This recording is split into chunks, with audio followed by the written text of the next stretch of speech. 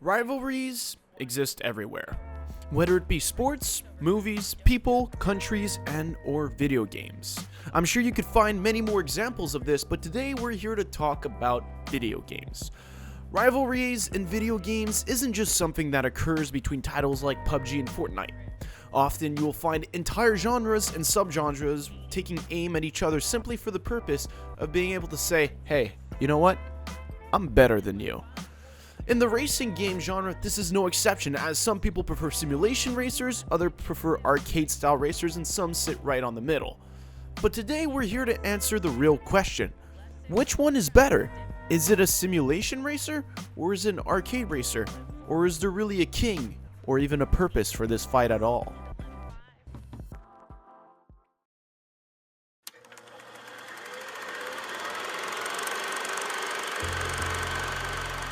So let's just start by taking a step back and examining the two subgenres, who they are, who they represent, and the stereotypes that I think have been unfairly tied to them, keeping some players from trying an experience that I think they could definitely enjoy. But before we get too far into that, let's just define what a simulation racing game and what an arcade racing game is. Now, I'm no subject matter expert, but this here comes from my own opinion and experience with these games. While a simulation game strives to imitate life in every single one of its aspects, an arcade game will apply its own logic, which is dictated by the experience a studio and or designer wishes to create for its players. Both of them have a different way of going about designing a game, which is why, while they are both car games and very similar on many aspects, they are also very different.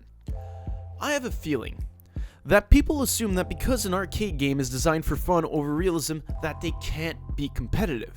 I personally think that's flat out wrong, and that because a simulation game is aimed for realism, it is only limited by its ability to immerse the player in a realistic environment, which is also wrong in my opinion.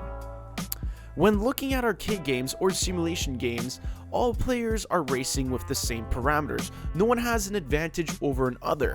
While the physics and the required skills may be different, if you manage to get a group of closely matched players in a lobby with both the same skills and or cars, you're going to find yourself having a more exhilarating race that you could in any other regular simulation game. On this account, I argue that the arcade game could be more competitive, or as competitive, in an environment designed for it. Competitiveness does not originate from the game design itself, but from the player's desire to win. At least in my opinion, it does. And I will say for both arcade and simulation racers, I find myself the most exhilarated when I'm in the neck-to-neck fight, whether it be for first place or last place. Even better when I'm playing with friends. So, are both of them competitive?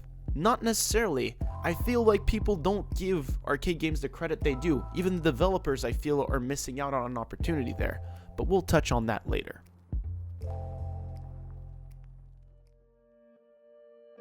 But we're not just going to talk about how competitive they are. We want to compare everything. So we move on to the single player experience. And in all honesty, this is where they are the most different. Arcade games and simulation games are fundamentally different, especially when it comes to the single player. An arcade game may offer a campaign, a story, different kinds of missions, whether you be racing a boat, a plane, whether you be chased by police officers, or you have to do some random sort of thing that a studio can come up with.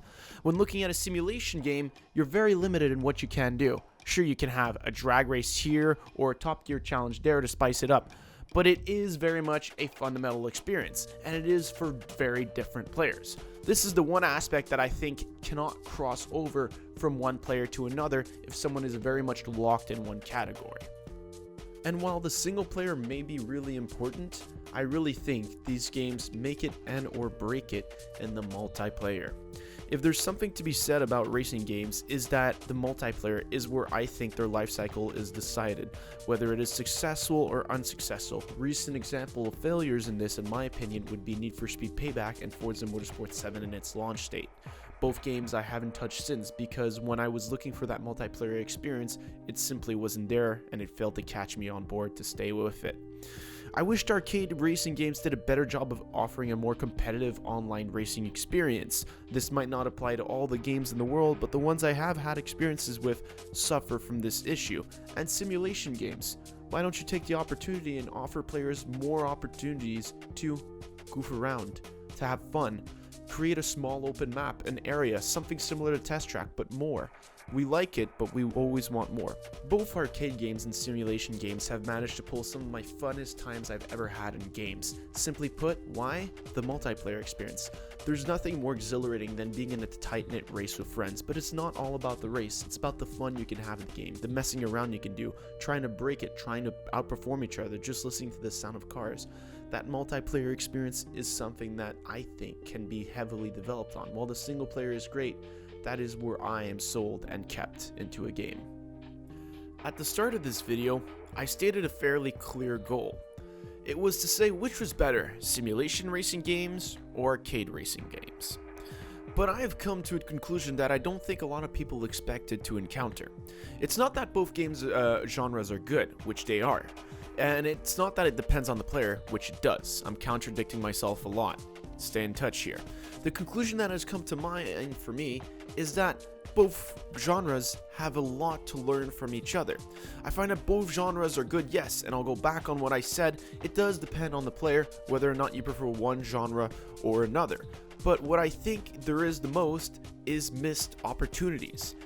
Maybe not bridge the gap, but to fill the gap between the audiences, take aspects from one game and implement them into yours. This, I think, would make things incredible. Like I said earlier, I don't just want the airport and the test track. I want everything. Jumps, rails, ditches. And for racing games that are arcade-based, why not give me a competitive mode? I would love that. I would freak out over that, and I think that's what racing games these days are surely lacking, both in simulation and arcade racing games. They don't have to be so separate. Maybe they could stand to be a little bit closer, and it might just be something that everyone might just love. That having been said, my name is Raymond. Well guys, that's going to be the end of today's video. I do hope you enjoyed. Please, in the comments, let me know what you think. I want this to be a conversation, not just me talking. So let me know if you agree with what I said, if you disagree, and if you do disagree, why so, and if you agree, why so. I would really love to hear that from you. As well, I have social media links. They're all in the description down below. You guys should check those out as well. We have a Discord server. Highly recommend you join us. That's where I take a lot of my video ideas from. And with all that having said, buy a Ditch Vision shirt. My name's been Raymond, and I will see you all in the next one. Goodbye, everyone. Yes, I sold out there at the end.